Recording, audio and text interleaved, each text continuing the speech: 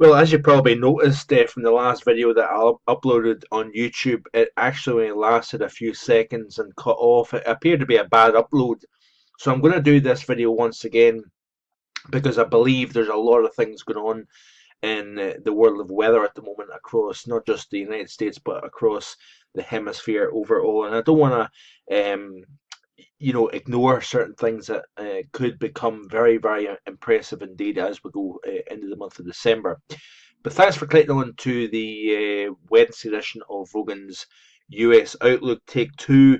As I said in the video earlier, um, November has been a very, very interesting month. It is ending with 3.5% snow cover across the United States, which is the lowest snow cover for the last week in November since 2003, or certainly since records began.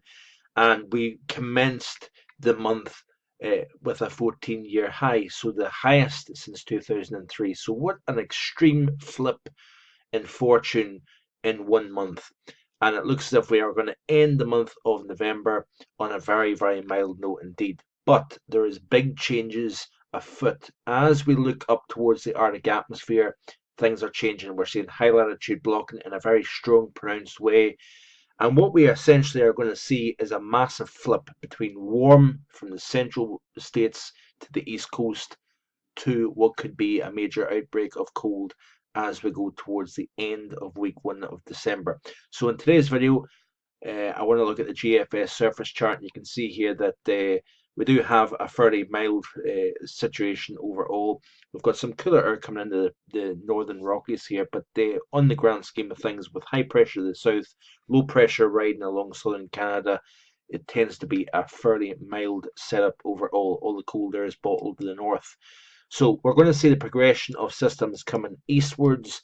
Nothing particularly to write home about. We've got a frontal system here sliding through the eastern half of the country, but there's no cold air to work with. Any snow will be confined to the north of the border here. Then we start to see interesting things going on. We start to light things up over the Pacific Northwest with several systems coming in, and we are going to start to replenish the snow across the Pacific Northwest, at least as we go into the weekend.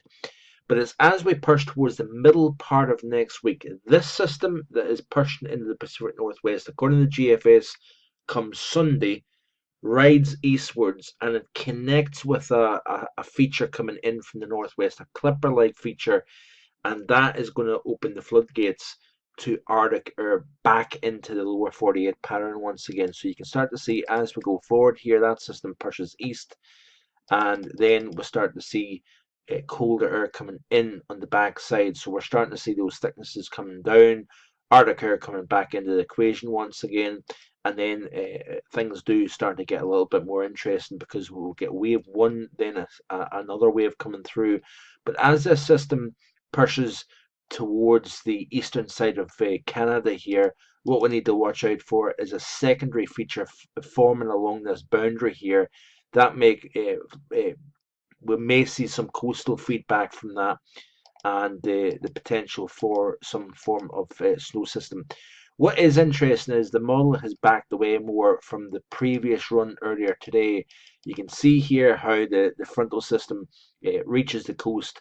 We get formation of low pressure here at the lower end of this frontal system, but it appears to be too little too late, and the cold air remains too far to the north here. But all the while, as we push towards the middle part of the week, you notice here how heights continue to collapse over the northern tier of the country here. So very, very cold air coming into the equation here. Could be seeing the first single digit lows in places such as Minneapolis, possibly even Chicago as well, towards the middle part of next week. So what a turnaround that is going to be. Then as we continue to push through, we've got another kind of system comes through. That in the wake of that will have even colder air than what we're seeing during the middle part of the week. So by late next week, we've got a secondary wave of cold air, that being colder than the first wave.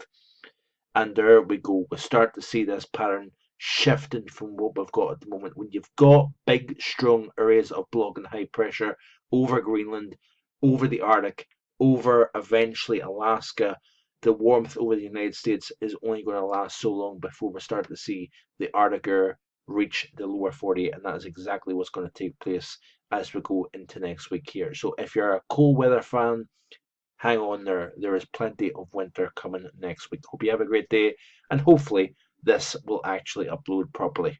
Bye for now.